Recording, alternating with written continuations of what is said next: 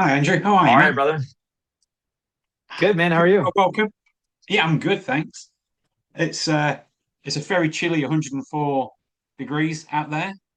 So just to let you know, that's what you're coming into. It's so funny because it's the last couple days it's been like 2 or 4 like degrees over here, and then the other day it was with the wind chills like -16. So it's you guys have got the dry, hot, heat wave coming in, and we have the Arctic tundra just cruising along over here. So yeah, I'm hoping it cools down a little bit for you guys and warms up a little bit over here. We'll just do one of these numbers. Love the juxtaposition of you sitting there going, we're getting an Arctic blast with a sleeveless t-shirt. Yeah. Dude, I got my heat cranking up here. So your boy is sitting well. Good point, good point. All right, well let's crack on.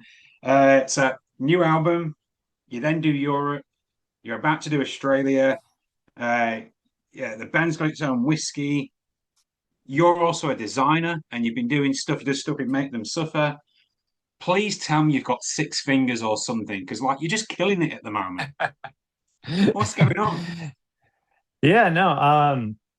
Yeah, I mean, yeah, we have that's part of it, right? It's just everyone's just everyone in the band, me included, just always have something extra going on, and we're always just hustling, I mean, like for me, yeah, graphic designer, and then our drummer has his own digital marketing agency, so he's handles all these other bands and all the ads that you see, about tours and stuff coming through. That's usually his company, Culture, um, Hyperculture, going through. And then our vocalist does a lot of our almost all of it of the travel agency stuff. So he books in all our stuff, all our flights, everything, me, everything visually or music video wise or graphic design stuff I am doing. So yeah, I do a bunch of stuff for Make Them Suffer. I do stuff for We Came as Romans. I do Memphis Mayfire. I do Breaking Benjamin. I've done Wiz Khalifa. I did some stuff for NASA like a year and a half ago.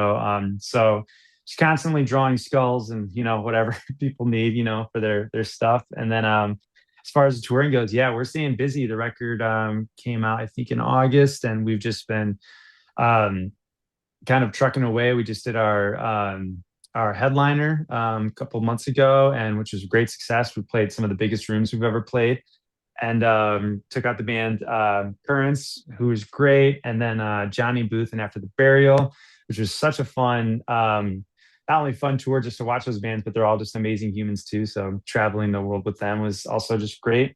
And then yeah, Europe is pacing out to be awesome. We have a bunch of like really cool festivals we're playing over there, and then we had just gotten off the phone with our agent and our management team about some more exciting stuff. So it's just always constantly going, and to be as old as we are now for doing this for so long, and also just to be a band that's survived so many things, we're just beyond grateful and beyond excited to just be still in the seat of like, hey, like we can go out and do all these things. So very fortunate, very blessed, very happy, a little tired, but it'll be all good. And we're super excited to head over to Australia too, because most of the shows are low tickets or sold out, and so it's just couldn't be happier.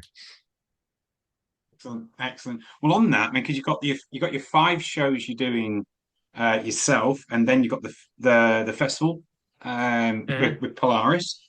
So, and you were here back in 2024, I believe. So, 18 months or so ago. Yes. Yeah. Mhm. So, in terms of like fans who would have seen you then to fans who are going to see you now, like, what's going to be different? What can we expect? Well, it's funny because I think 2024 we were support to Amity Affliction and Ice Nine, and then the Heaven's Gate Boys were opening. Great band. If you haven't heard of them, Australia Boys, check them out.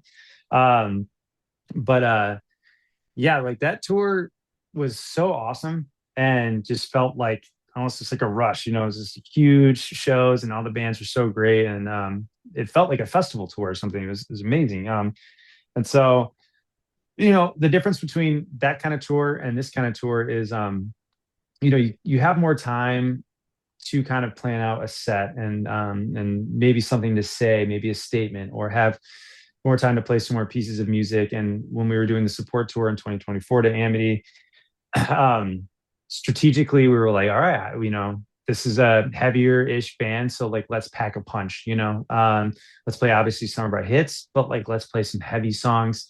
Let's be a little bit more leaning on the heavier side of what we want to do. So a lot of it's like heavy songs, fast hitting.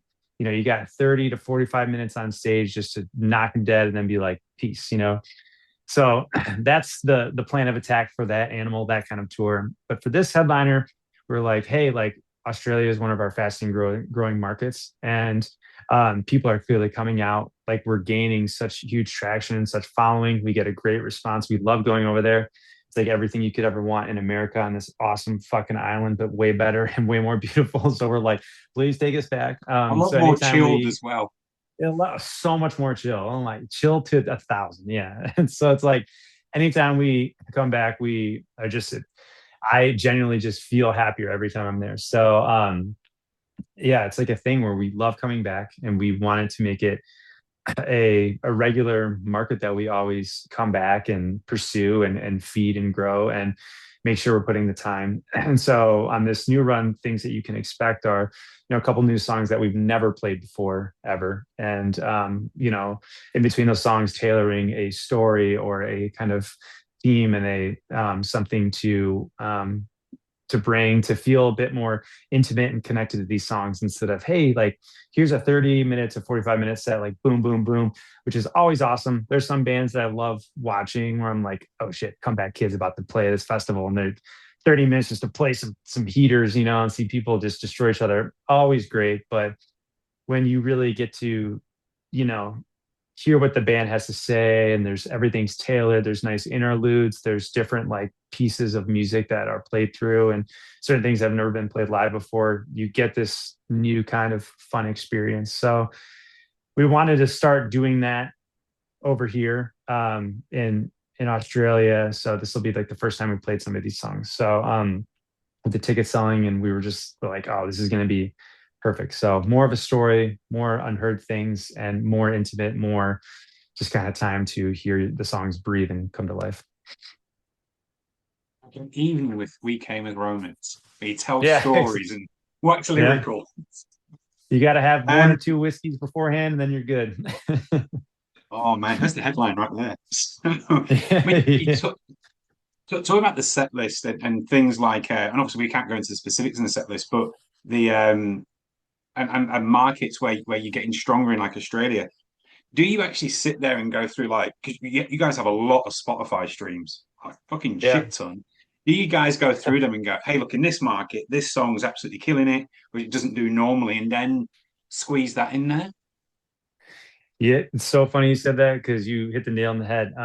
Our drummer, who I was mentioning earlier, has his own digital marketing agency, and he is the most type A person I've ever met in my life. So he's just so on it. Sometimes I'm like, oh my God, dude.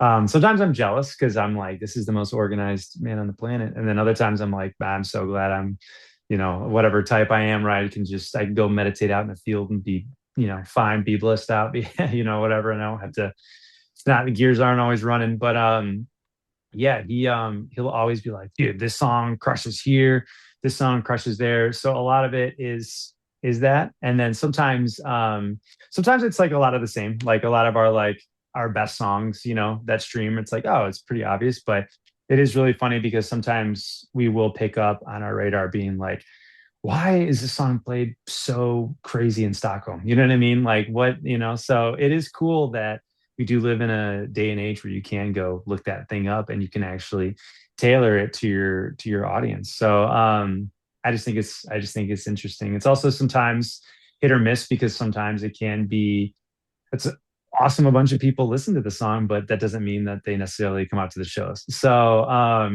something to be mindful of as well that we also take into consideration. Certain things look good on paper, but may not always pace out the way you want them when you get there. But for the most part, yeah, like that is a little tool and technique that we do use, especially having our drummer be as type A as he is. So yeah. So if you want to hear the song, stream it. and then Yeah, you'll play it live. exactly. If you want to hear it, just play it as much as you can. And then you might be able to afford batteries in that clock because that clock hasn't changed time. Dude, it's so insane because I love this clock. And I had a party a couple years ago, and I had this side project called Steel Casket. It's not really a side project, it was a cover band. And we just like my buddy would have like basement shows, and I'm like, dude, yeah, I'll play. So we're playing like The Darkness and whatever, Jimmy Eat World, like all these covers. And him and his girlfriend, like after the show, were like had like people over my house, and then they got drunk, and she's like, I want to get drunk. We're like, all right, gave her like a shot, or two, and then like we're all having some drinks, and then she backs up and whacks this clock and goes slam on the ground. I'm like, oh my God, my clock is busted. And so it hasn't worked, and you can see there's like a crack right in here too. Yeah. But yeah, ever since that night, it hasn't worked, but I love the wood clock, so I can't really give it up. So every time I come in, I'm like, yep, it is halfway between Seven. 6 and 7 at noon, which is the most insane time. So I've tried everything, new batteries, new stuff, and it just ain't kicking. So it's frozen in time over here. Hey, it's a nice looking clock and it's a great story. Mm, So that's thank you. I'll do. All right, because I am mindful of time and I know you've got a lot to do today. So, is there anything you want to say to Australian fans and that before you come over? um, yeah, I mean, just that we're super excited, and thank you so much for showing up to these shows and making this possible. It's A lot of people don't know, and this just kind of goes for any band that travels outside of their hometown, whether it's you know in an airplane flying across to a totally different spot, or going next door.